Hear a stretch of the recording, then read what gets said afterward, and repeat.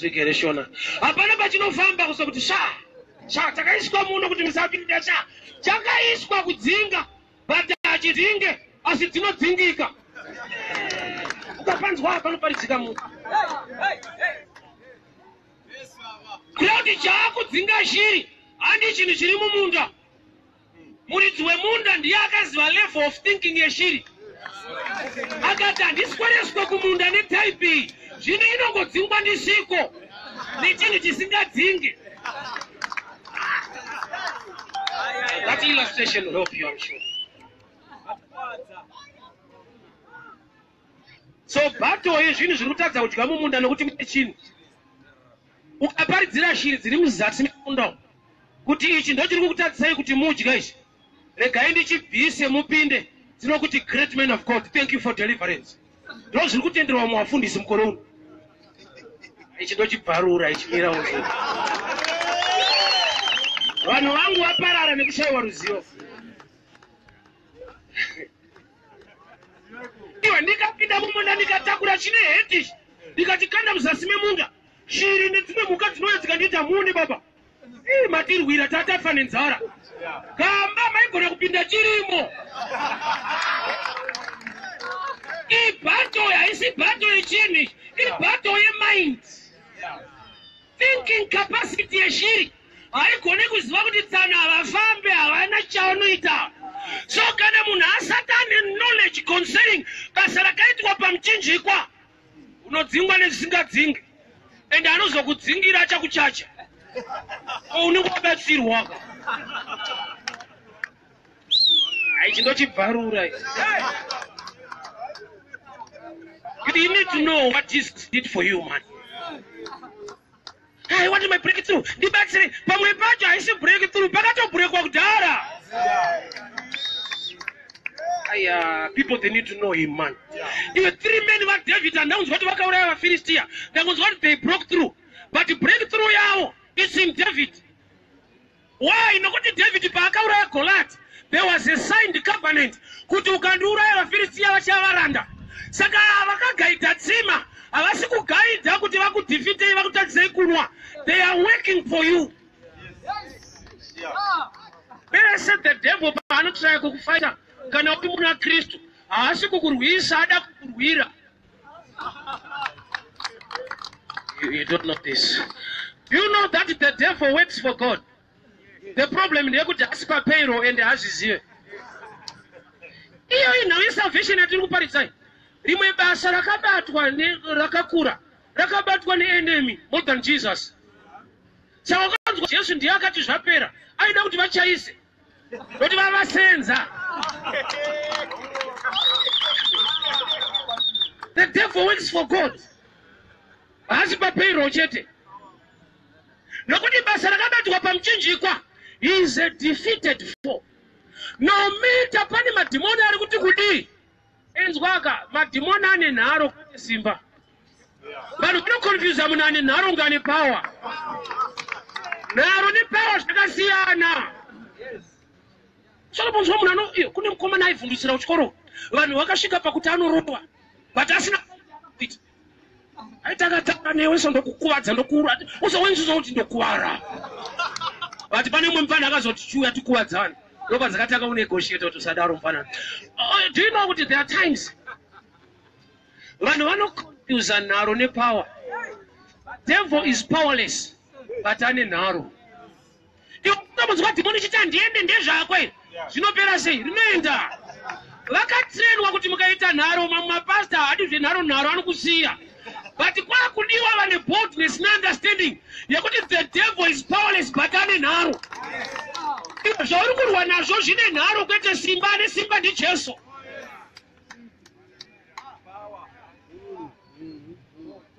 Three men pavakaenda kutsime rekuBethlehem. Ndokunga tinoziva kuti Jesu akaberekwa kuBethlehem naye. 3 men pavakanotora mvura vakauya nayo. Vakapa David. David akati handichanwa nokuti haisi mvura iropa. So David uri kuti kune rimwe vhangeri rinoponesa riri pachena reropa. But the enemy akanososera ipapa. Akati kune sokutora ite zvimwe zvese. But pane day ramuchanzwa nyota ine chekuita netsime reBethlehem. Una Mwari mune zvikuru zvatinoparidzirana nekuyemura ndemwari zvaanoita. Chikuru pazvese is for you to be born again and to be saved.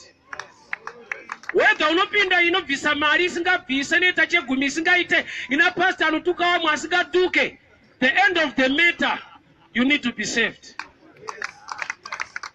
Saka wakaipa anokusiyai muchiparidzirwa nyaya dzevamwe vanhu imi musiri born again ende muchiseka. Prophet, you are not born again. You need to receive Jesus. Kuti wakaipa asvikososera pavhangeri reropa remuchinjikwa ndokubva atiparidzirana ati David was in the stronghold, yet ari kupa Bethlehem haasi kupatonga, yet ndo pane ropa. Unoziva kuti we can waste time titara dzimwe nyaya and forgetting the gospel of the cross for a man to be saved. Kutobva pano uchinzwa kuti agadziriswa nenharo asive, and yet you are perishing, you are not born again. There is no relationship with God. Auna. Why nokuti inzwaka David varume vaari kutuma atuma vanhu vane better understanding maringe the covenant. Covenant ine zvinhu zvaunofanirwa kuziva. Marights ako ekuziva kuti hatisi kuenda kunorwa nevaFilistia nyangwe variko. The deal was already done day David kwa Goliath. Munhu akaziva the full package yebasa rakabatwa pamuchinjikwa, uchaziva kuti enemy yako haipo kukurwisa, iripo kuti ingodefeata mindset yekuti dzimwe nguva hauzive. Help you this way. Hama dzangu, munoziva kuti zvakabatwa naJesu pamuchinjikwa, Bible rangu rinoti he paid in full. Price yakabhadharwa naJesu, he paid in full. But we still have challenges and problems. Zvaita sekunge he did not pay in full. But nyange zvakabhadharwa in full, mapurisa akakuona wakatakura TV so vanogona ngokubvunza receipt. Kana usina yeimwe nyaya, vanoda kudzokera newe bheki kushopu kwatengwa kunoprove. Which means shoko raMwari takabatirwa maTV eupenyu, zvinhu package eupenyu. The devil kana achirwa newe haasi kuda TV, ari kuda receipt, proof, knowledge, word rekuti I know it belongs to me. Challenge yataita ndeyekuti vanhu havazive kingdom, umambo hwaMwari. Chavakaziva kupinda church nekuteera kuti mufundisi anogona kuparidza uyu anozodai uyu anozodai. The real thing about my rights we are not aware. Saka uchiona zvimwe zvaunoda kunamatirwa waitofanirwa kuzvinamatira wega. Chikristu ka haisi nyaya kuti kune munhu ari too special anopota achikunamatira achikuzivisai. Inyaya yekuti wacho ari kukuzivisai ada kuti muzive mukure muitewo. You are sent to save. Chikristu empowerment yekuti you live as a believer, uno exercise marights yake nekuachieve mulife. Haisi nyaya yekuti unofanira kutora nhamba dzangu. It's good kwane nhamba dzapastor, but the real truth is to know him. Iye Kristu wacho. Why? Nokuti kune ma challenges anongodimanda kuti do you have the knowledge concerning this matter? Jesu kuti akunde Satani mugwenga unokunda achiti zvakanyorwa. Satani aona kuti tsana vanoziva zvakanyorwa akaramba aripo. Kuti the greatest enemy to the devil is the word. Shoko rikashaika mauri. Saka uchiona vanoita zvavanoita vachiita vachibudirira manipulator, you lack the word. Takuda chechi inenge vanhu vane nharo mbishana so vanoenda kuna Johani kuti vakuru shoko muri kurova but ndime. Hakusi kupanduka, kuda kungoziva kuti munogona kuzotinyudza kana mapari muri kurova but ndime here. Ende takuda vafundisi vanenge Johani vanobvuma kuti kurova hangu but kukunamatira hangu but ndiJesu akuita zvinhu izvi. Johani akatendwa nevanhu. Ukaona vanhu vakubvunza kuti ndiwe mudisi unenge wafamba. Rova shoko zvekuti nyika yese yakagara pasi yatokomana chatosara kungodzibvunza kuti ndiwe ripoti ndakutsvera takabirira uri iwewe. But Johani osvika pakudza vanhu kuti handisiri. Zvotobudawo pachena kuti da akati ndini vaitenda kutobvunza aisani yekuti havasi kuziva but haana kumanipuleta vanhu vasingazive akavazivisa. Njira yechikristu chedu ufundisi hwedu kana usingazive chete wanyura ndotokugeza mari usvika ukazoziva ndizvozvo but I must make sure kuti udofo hwako ndo mari yangu.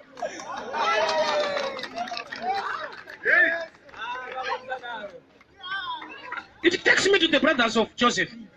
Chakavapa kutakura mari vachinotenga chibage haisi kuti vane mari stereke havasi kuziva kuti anacho ndiani. Advantage yemunhu wacho anacho ndiye akaziva kuti ava ndaanani. Vakadzorerwa mari musaga kureva kuti Joseph aivaparidzira nekuti not for sale but they were ready to buy. Generation yedu is ready to buy anything. Chero chawanamatira vanotenga apa takutoshazve kunamatira kuti zvakanamatira zvakawanda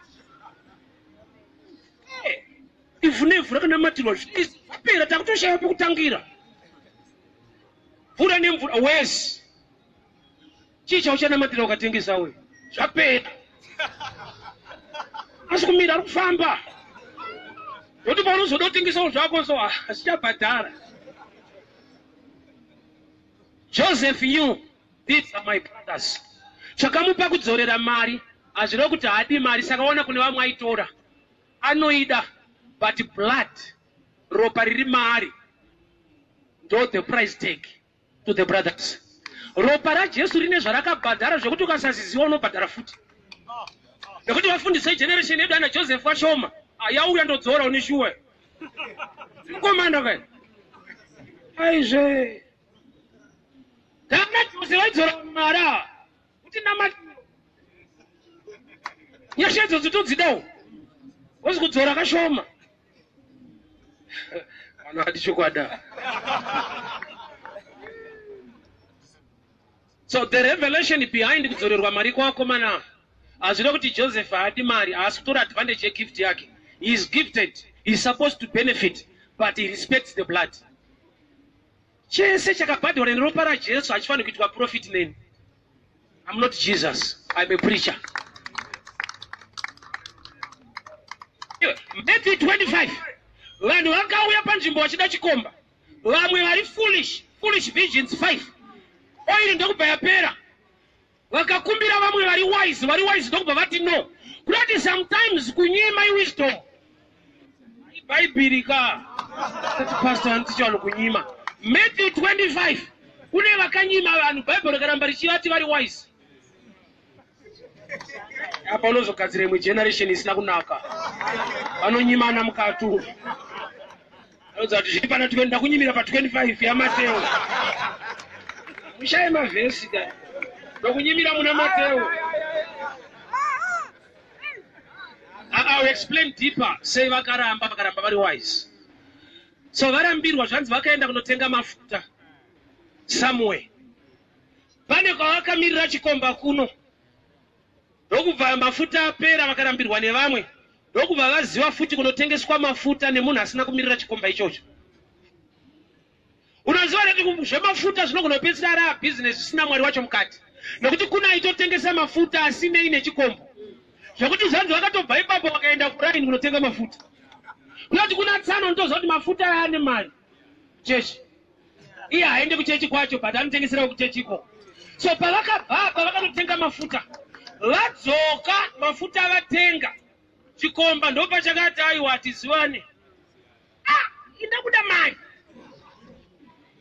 etenzo chikomba chinoti ashuwa mune shungu neni vatozobudisa mari inotenga mafuta chikomba chikati aiwa ikoko hatizivane iwo mafuta vatenga ende mukadzokera kuna akutengesera no refund nokuti haitoo zvechikomba chedu basa kawo fundraising haisi faith raising. Vakaramba vari foolish mafuta vawana ko ishe munorambirei vanhu vaende kunotsvaga mafuta vakadzoka. Truly they are foolish nokuti hazvidi mwenje wako kana umumwe wakabaka kuti ugone kuona chikomba rako rikadzima. Learn to share and appreciate others nokuti light remumwe kana rako rakadzima rinongoita kuti muone zvakafanana. Truly these were foolish. Vakuru kana pane vanhu 10 5 maramba akadzima vamwe 5 avananite kubva ipapo nokuti light riripo ndiroro. I'll go deeper this way. And Jesu wati chikomba chavari kuda rimwe zita anonzi I am the light of. Brother munotsvaga chekuti muve nelight makamirira light. So mabhiswa pa light nekusaziva light.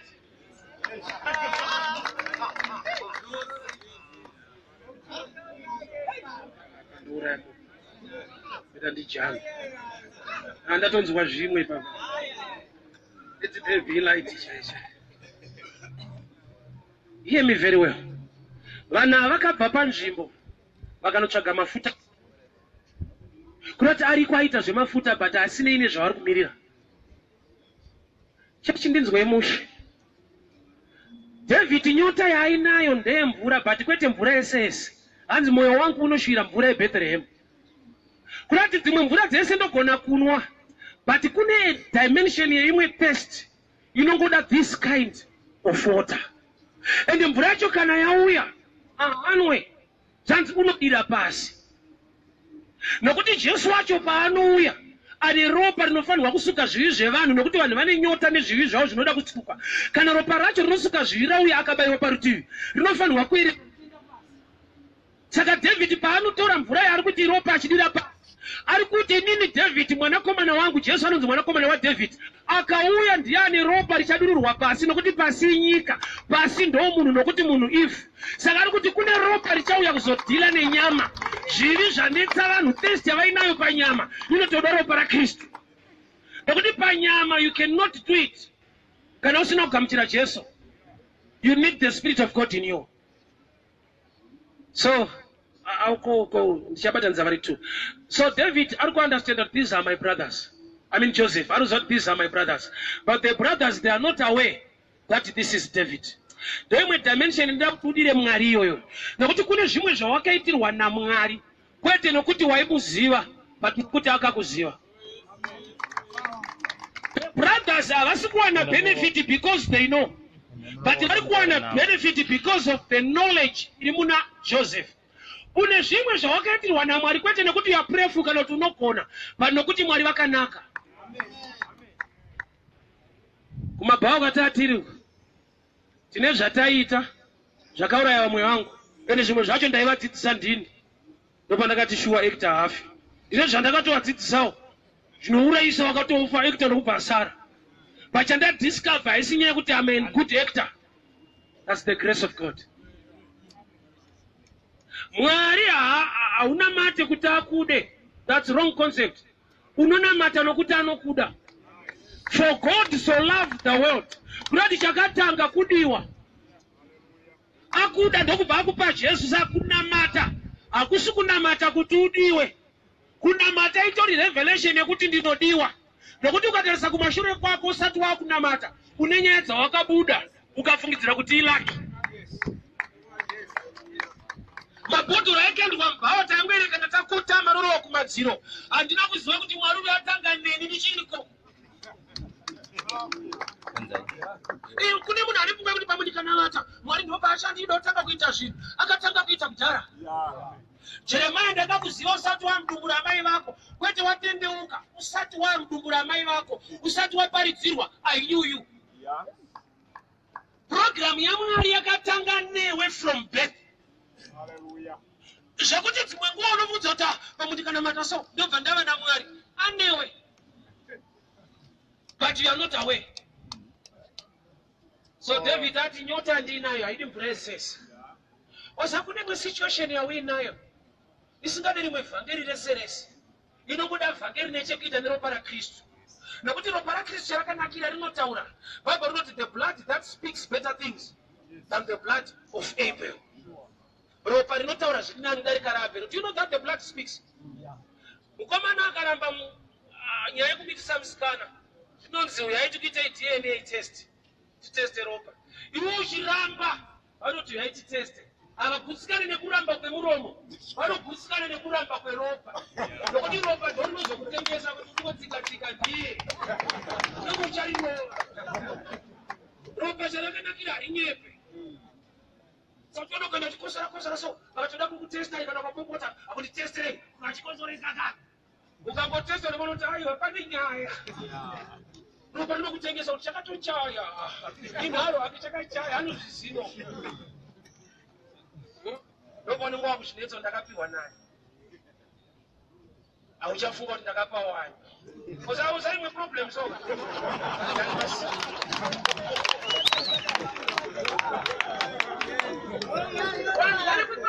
matibvunzo wangu ndakapiwa naye vati uri paprogramu yekupaoka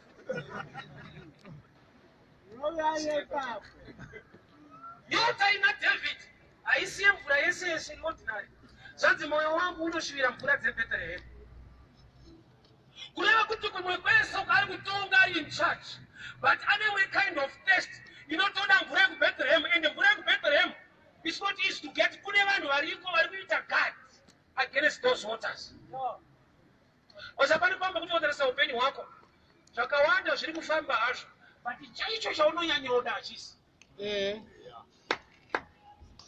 chinokosha chacho chaunonyanyoda ndochisiri kuita but zvimwe zvese izvi aiwa hauna kana problem enemy yakanogara panongona penyaya ropa rinotaura mvura inotaura kuti blood ndoyaakagara kureva kuti dzimwe mvura dzese dzaainwa idzi hadzitaure ropa but yekuBethlehem paakaipiwa akati handimwe nekuti iropa which means kune vhangeri nekuti wakaipa anogona kukurega uchiri benefita uchinakirwa achiziva kuti aziva kugara ndakavhara peropa ropa rinotaura relationship vazhinji havana ukama naMwari pazvavo zviri kufamba vachinamatirwa kuafrica ukatanga chechi yekunamatira vanhu inozara dhani inonamata vanhu chechi inoenda vanhu kunonamata izare inoenda vanhu kunonamatirwa yakakurisa inofara kumukuru akazopinda isi chechi akavachibata zvishoma chechi inzvimbo inoenda vanhu kunonamata Mwari inoenda vanhu kunonamatirwa haisi chechi nokuti chechi must have people vane relationship naMwari wacho. Do you know that you can benefit usina relationship? That's the dimension of the mercy of God. Nokuti mukadzi ane issue of blood akabata mukopera akapora Jesu akabvunza kuti ndani andibata saka ishe mune game yekuponesa vanhu vamusingazive Jesu anobvunza munhu ambata kuti ndani andibata ende munhu wacho atone results. So sometimes results haisi guarantee a relationship. Saka uchiona unogona kutora nevana usiri pamurume ende vanhu vanoroorana kuti vave nevana but unava una kuroorwa kuda kuti unogona kutowana results ukangozoka gemu kacho chete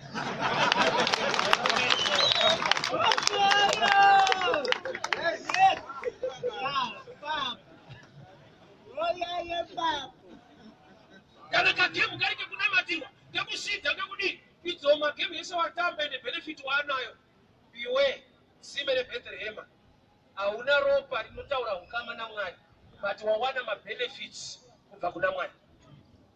Do you know sometimes by God's grace even on the wrong side you can still benefit. Amen. God is so merciful.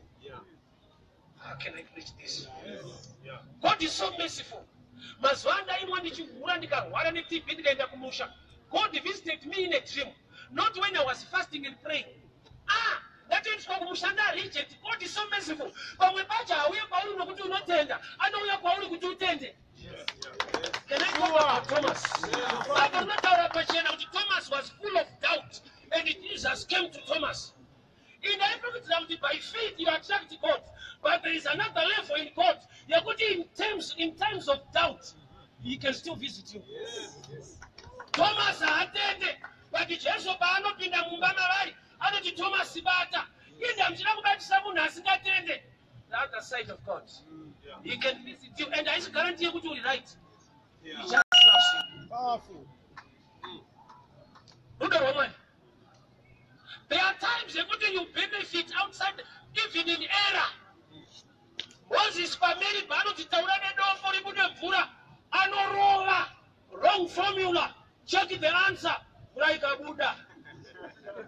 It's the Lord's formula can be wrong, answer it wrong. But in the Bible, when a problem, you could not have don't borrow my results. So you are going about what error, or that is a great man of God. Truly is great, but this is error. Because when God uses you mightily, people doubt your errors. I'll preach this message.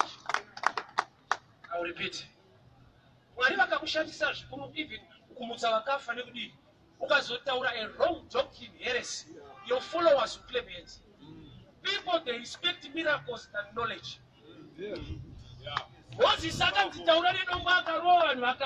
Imagine who's the one who want to mistake. Stop water, jealous. They say you respect a miracle than the true doctrine of Christ. Somebody can be gifted in miracles, but that's not a gift to teach. Those are dangerous folks. Whenever dimensions, machine, miracles, you can abuse people and they'll still be faithful to you. Why? In the name of Jesus,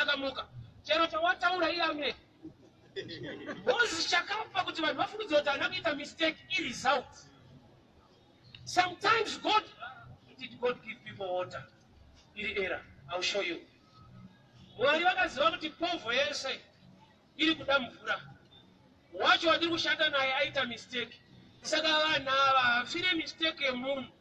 Saga mimi inumai natana totaura na kutauchaenda. Shabu ya kuti time yakawana wanu break through. Roses dopa akawana breakdown. Tadishi mupote mchitina matirao. Pamwe panoku namatira zvichiita nopata kundikana. Nyaya yatakisa Moses kucrossa kuenda nevanhu paAmerica. Mwari vakati ndakuti taura warova hauchaenda. Yeti vanhu vari kuenda. There are times yekuti ndaswera ndichihura I come here I preach a great message inochinja life yako. Izvozvo zvinoita kuti ufungidzire kuti I'm a great man of God. Yet I'm on the wrong side, but God is merciful to you. That's the other side. Yet danger per gift. Samson akarara kumba kwehure kwete all night. When wakamirira panzi akabuda akatakura mageti. He was powerful in the wrong environment. Saka uchiramba ukauzwa kunzi anohura unoti azviita vanhu vachipora.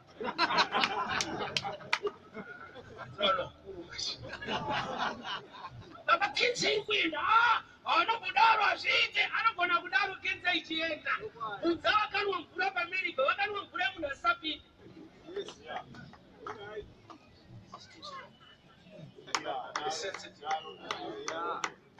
I'm not mentioning names, I'm preaching Christ. Uta munemani masita saka shwari kudaro paspe masita panapa pano sita one ite Jesu and the truth ndiyafana kuramatiri mairi. I can stand here and fornication and preach and people can be saved. Mvura ya muri kunwa pa munhu ari kuita mistake. Why? God is merciful to people. Zvekuti anoziva kuti vanhu hangafire kuti tsano vanohura, but tsano vanohura ndo vachafira nyaya yavo. Vanhu ngavawani chavanoda kubva kuna Mwari.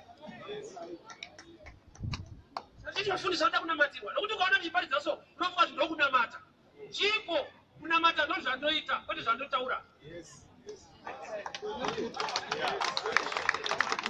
Kuparidza hakusi kunamata. Hauna kuzwere Jesu achiti ndichakutendai kwamaitira mabasa enyu. Zanani vainzaro vari kutoti taidzinga madhimoni muzita renyu. Kwete taitraya taitodzinga. But vaidzinga vakazodzingwawo ndopa inobowa macho. Wonzwa nevadzinga uzodzingwawo vakafanana saka. Kungodzingana dzingana unitanga kudzingwa.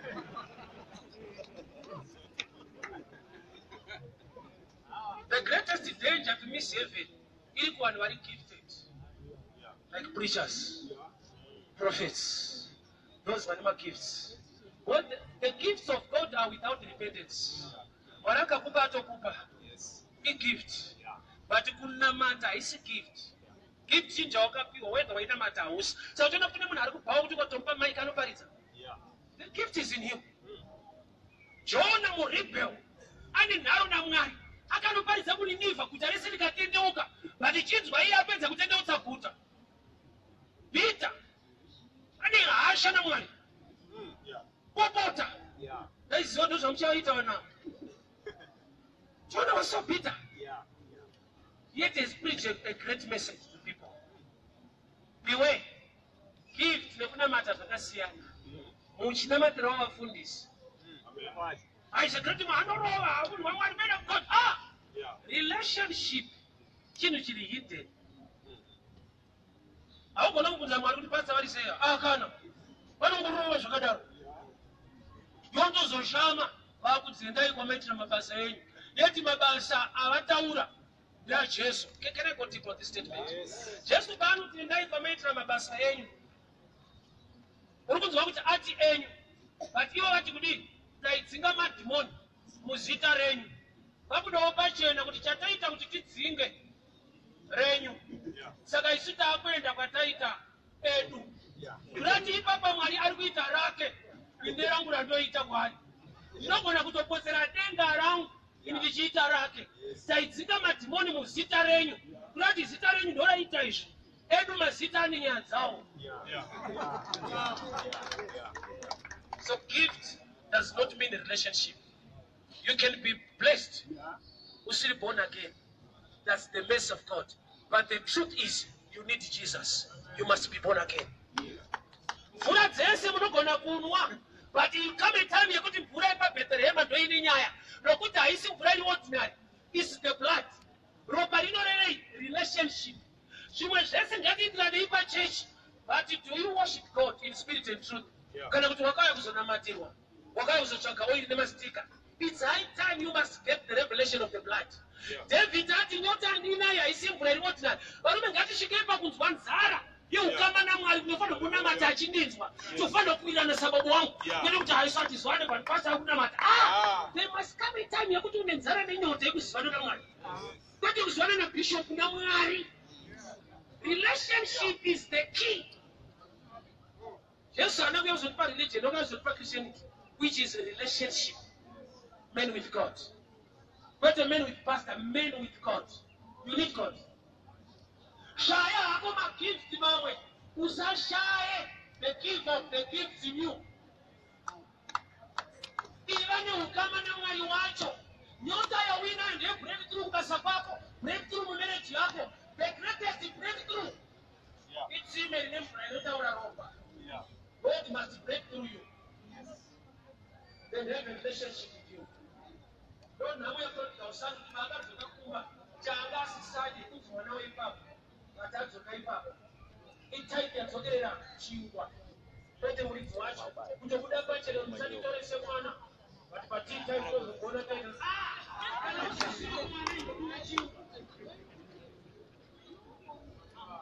That's what the Bible says. We can make these senses.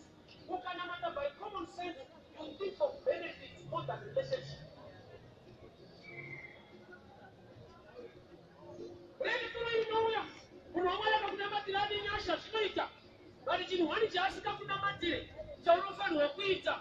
To receive Jesus.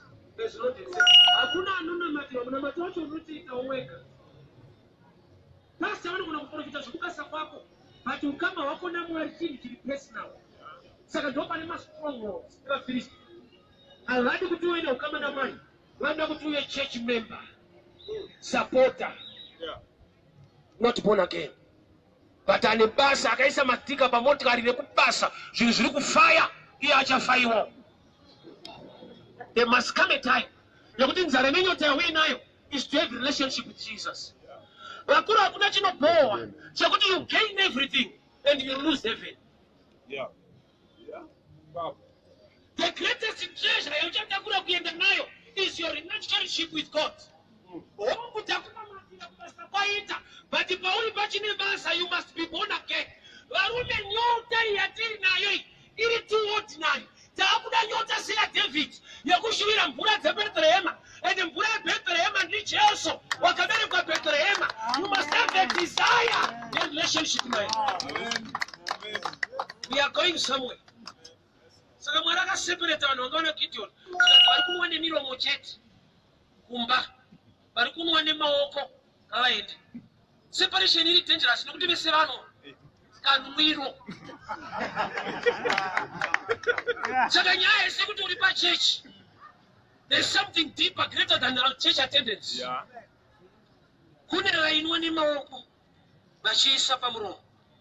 Ndo vakanzienda nawo. Ava vari kungonwa chete nemiromo ngavadzokere. In other words, Mwari vari kutunakizwa. Mwari vari kutoseparate vanhu kubva pana Gideon. Gideon asati afesa enemy, which means the greatest enemy is lack of revelation within your camp. Vamuri kutya vaMidhiani haisi nyaya. Imwe pambi yauinayo kunodzoka kumba. Ndio inototyisa. Mwari akasvika pakutya vaIsraeri kwete vaMidhiani. Zvekuti asati adhila nemaMidhiani aidhila nevaIsraeri kuti vanhu avaseparate. Kune vachanwa nemiromo chete. Nokuti vhangeri redu haasi mashoko bedzi, asi kunzwa mashoko uye nekuita. Saka Mwari vari kuti munhu anonzwa shoko raMwari uye nekuita zvarinotaura is the right person wandingapinda naye mudestiny. Ndo panoswera uchiita zvako zvembanje mastika ari ndandanda mumba. Church pacha urove uri great partner. I chose to help you today. Nditaunyota seya David. Ichokwadi business lafamba, but upenyu hwako uri kufamba uchienda somewhere. Are you going to make it without Jesus? Amen. So my time is gone. Can we raise our hands? Father, we thank you for your word. We thank you for your grace. And we thank you for your favor. Mazvita nekutara kuupenyu hwedu. Mazvita nekutara kuupenyu hwedu. Mazvita nekutishumira Mwari. We are your people. Tipewo nyota yeukama. Nyota yekuda ropa mvura yepatsime repaBethlehem. Tanwa matsime prosperity. Tanwa matsime mabreakthrough.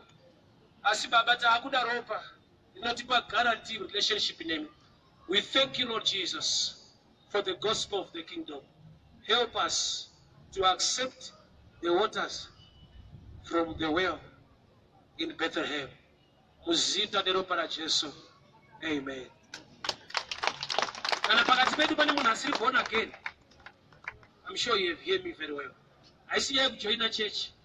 It's about the blood of Jesus in your life. Ropa means relationship. I need to pray with you concerning receiving Jesus.